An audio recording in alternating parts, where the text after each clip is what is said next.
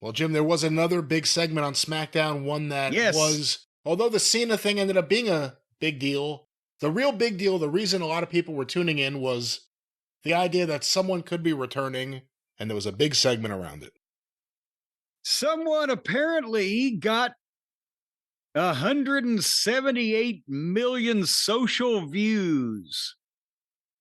Now, I think having a social view of somebody used to get you arrested in some states, but now it's not frowned upon at all, and they got a bunch of them. We knew this; it was set up so perfectly, and again, and I'm going to explain to people that may not yet get it why this is fucking money.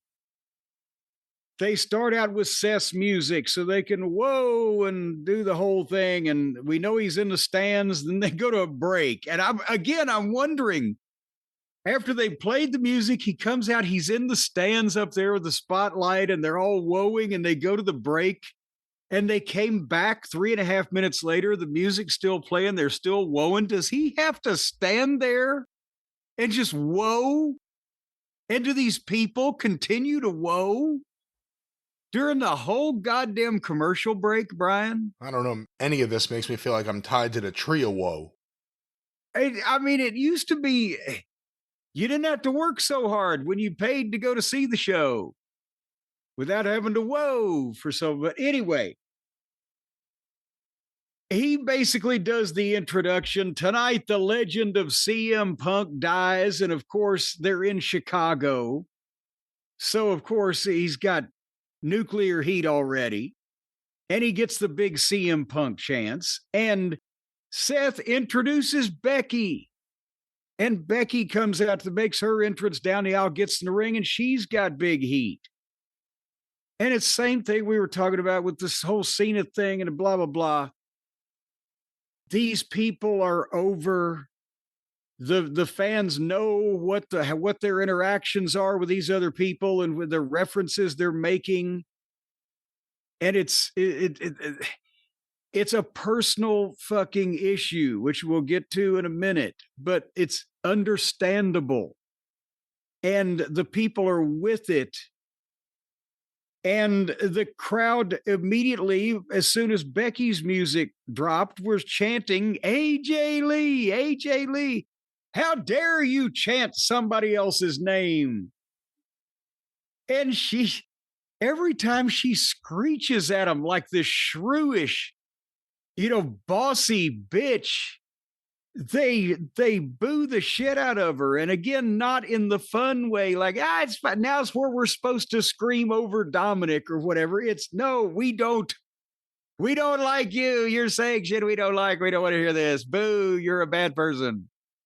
I'm not saying they want to stab her. We're not going that far, but it's the different tone. But you know what? She does good with it too, because she changes her tone and she raises her voice like they're not going to stop her, as opposed to other people we've seen, they just keep talking the way they're going to talk. She does good with it, I think. Well, yeah, and again, she's so good at being this bossy, shrewish, condescending, nasty, nasty woman. Just browbeating people. And she's bitchy. And she went down the list and she named all the Chicago sports teams. I mean, she covered football, basketball, baseball, fucking hockey, whatever. It said they all suck. And so does CM Punk. And they boo again, and suddenly, like a Mussolini, to talk to Becky. Here comes Punk now, and the place blows, and he comes a big pop, and it's clobbering time. And he's coming down to the ring. Becky's in the ring. Seth is up in the stands. The people are chanting CM Punk. And Punk said, it's not about you, Becky. It's about your coward husband hiding behind his goons and hiding behind Heyman and hiding behind his wife. And they're chanting AJ Lee, AJ Lee. And I know people are like, well, they should have kept it a surprise. Fuck. This is perfect because it's telling everybody at home, even if they don't know what the fuck's going on, shit, we've missed something. We need to be tuned into this thing here. What's going on? These people are going batshit. Who's AJ? They haven't seen her in 10 years. They're going to fix that. But anyway, and Punk says you will let him chant AJ Lee. And he's got Chicago as backup. And he mentions, he could have called Bailey or he could call Rhea if he wanted. And then Becky goes off and slaps him again and paintbrushes him again and slaps at him some more.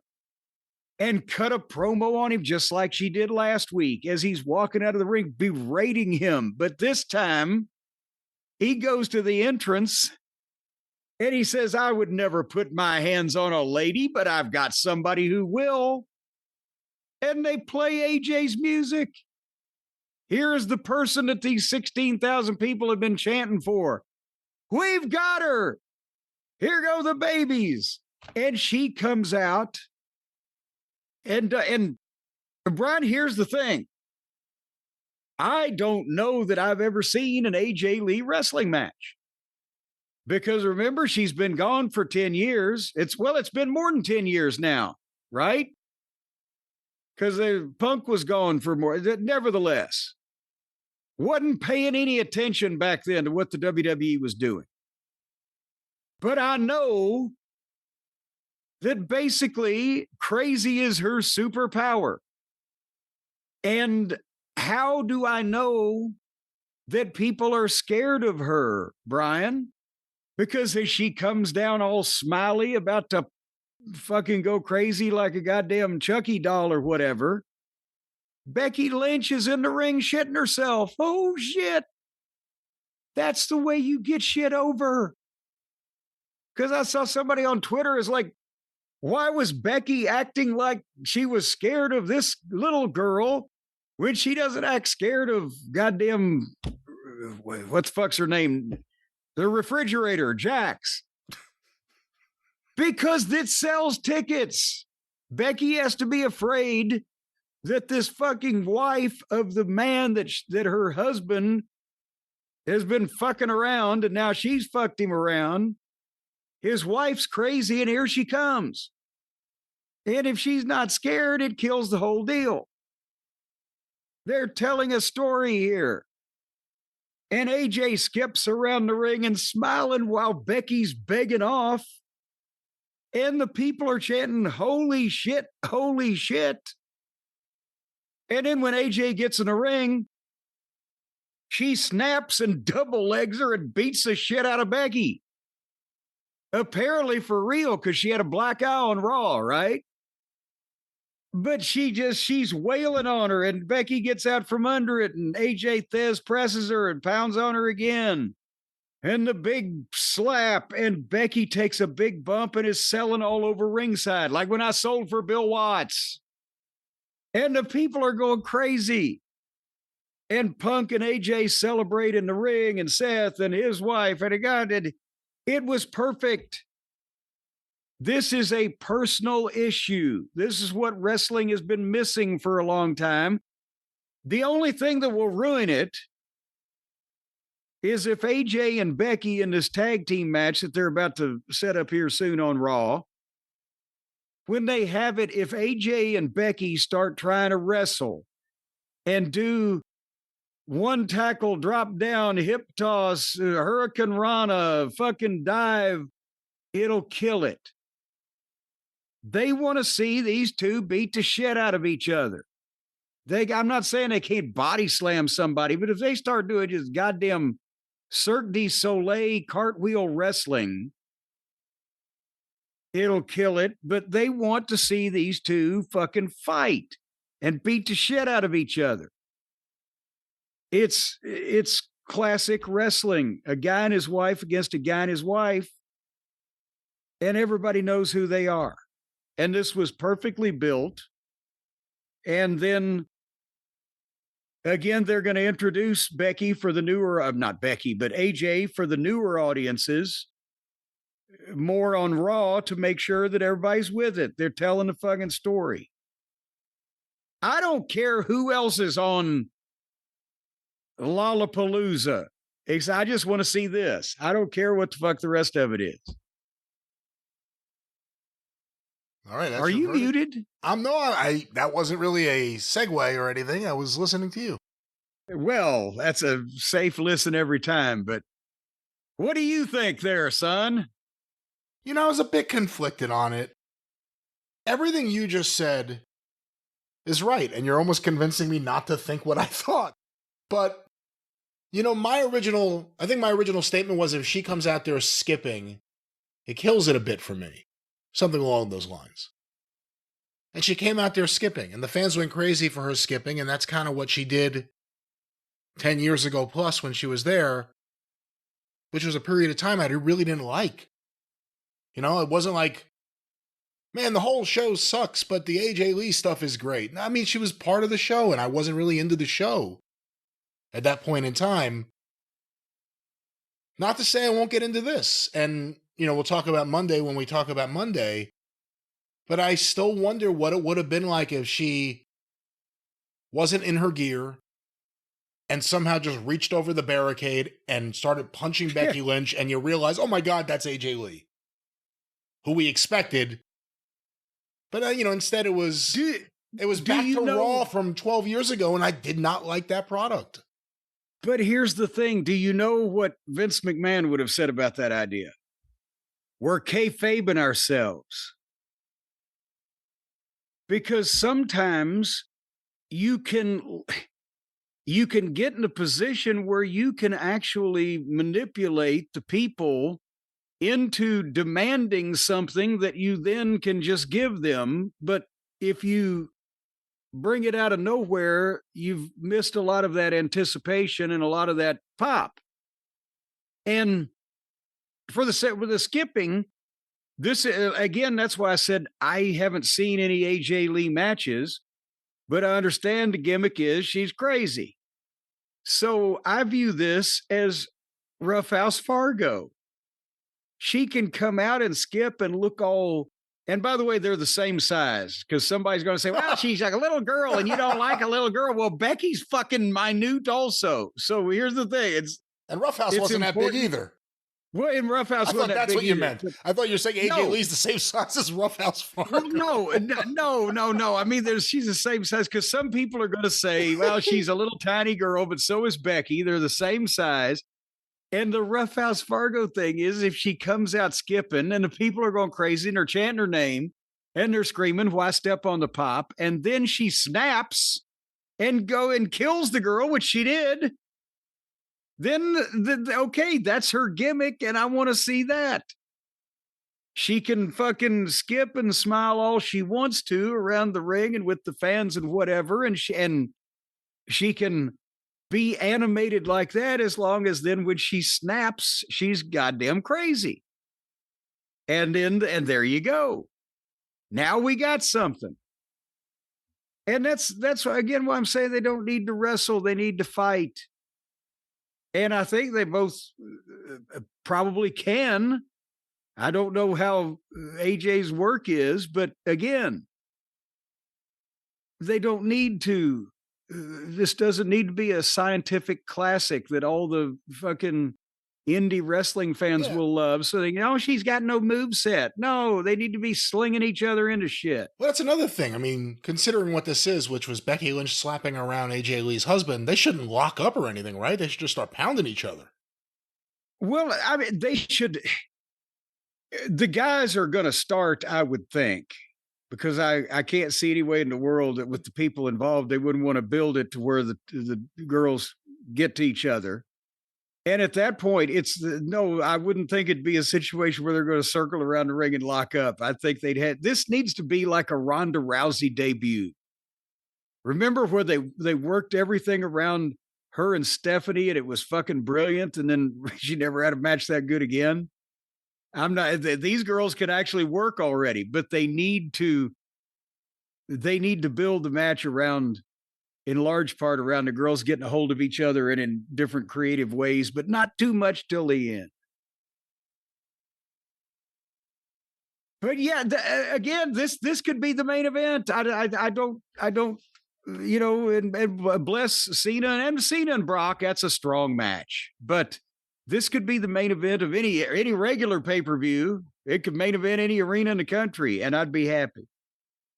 And again, we'll talk about Raw shortly, but another thing this reminded me of, it's been a long time since AJ Lee's been on this show, and again, that wasn't one of my favorite times. I forgot how much I hated her goddamn music. Just that music. As soon as it hit, I was like, oh no, I remember this. But again, they super served their fans and the fans that were there to see this. This was Chicago, which is like her adopted hometown, I guess, because she's married to someone from Chicago. I don't know how that works. It's her place now. Well, too. they know she resides there. Larry would get a pop. You know what? God damn it. Oh, Rollins has to get a dog. Rollins has to get a dog. No, well, hold on. They need to have Larry come out and bite fucking Rollins in the ass first. And then Rollins goes and gets a dog. And then they have a 6-person, well, not even a 6-person, a 6 species. Well, it wouldn't be 6 species. An intergender, well, it wouldn't be that. A 6-entity, 3 on each side family contest. See, I like the idea because he's a heel. You would think he would get a bigger dog than Larry, and then you would get to the point in the match where the match is about to begin, and you would have to hand the leash over to Heyman, who would have to control the dog. I like that idea. Have you ever seen Alfred Hitchcock walking a dog? Or picking up after it? No. No, well, he's used to picking up after he would tear his people. pants. If he bent over to pick up some I don't know why we're fantasizing about Paul Heyman walking a dog. Well, I wasn't going to use the word fantasize either about any of this. But well, that was the AJ Lee return on SmackDown. And Jim, of course, yes, this big return means something. And what it means is that AJ Lee may have a little less time to focus on that new business she was going to start up. This is an awful transition. Maybe now she really wants to start up that business. Look, if you have a business and you need an online friend, a support system there for you, get your items into the biggest possible storefront. Help me. Ladies and gentlemen, our friends at Shopify. You got some business to attend to, ladies and gentlemen. You want some risky business, Jack?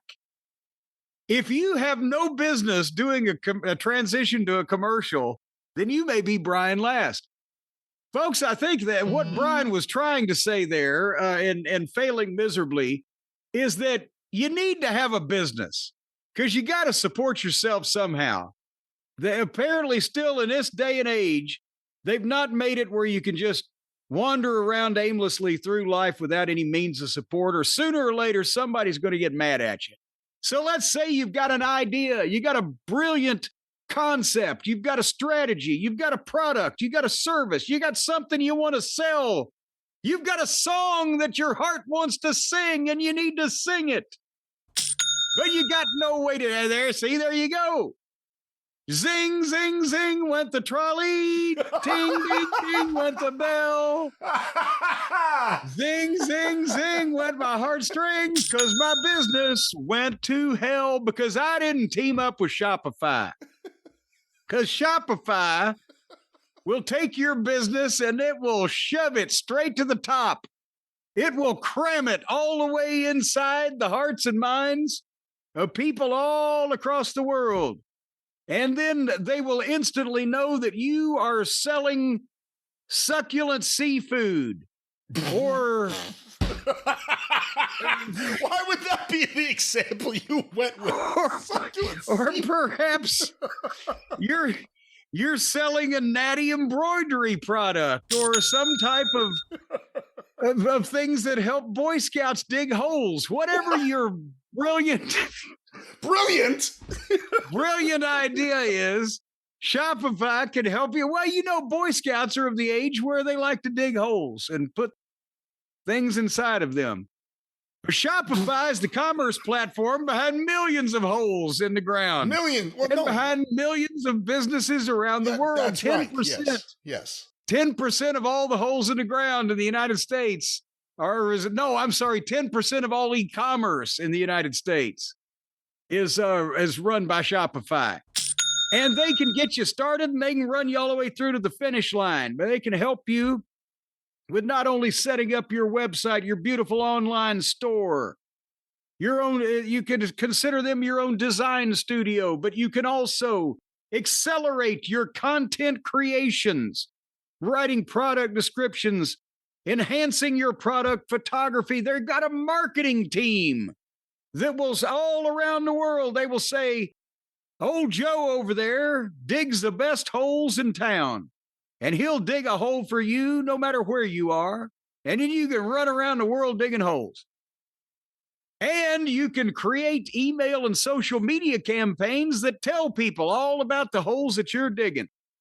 And they've got all the expertise you need to hear that magic sound of revenue, commerce, money pouring in, cash money.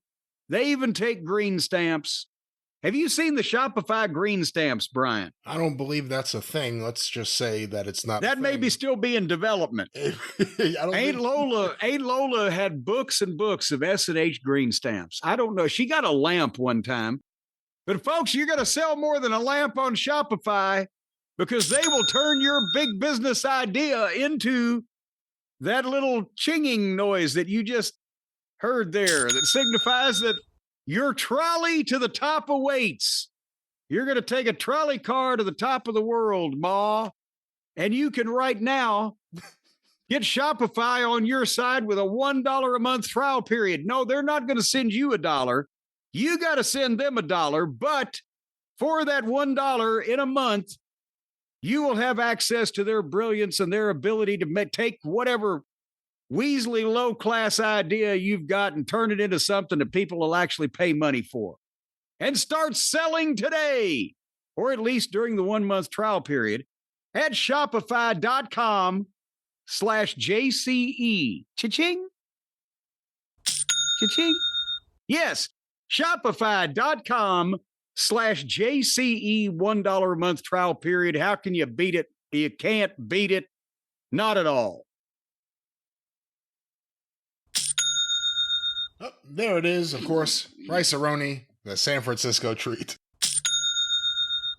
Jim! Zing, zing, zing. All righty. I don't know why that got me. I hadn't thought of a trolley yet as an option. I've been thinking so much about a little kid on a little bicycle ringing their little bell. But Jim, it's time Rice-A-Roni.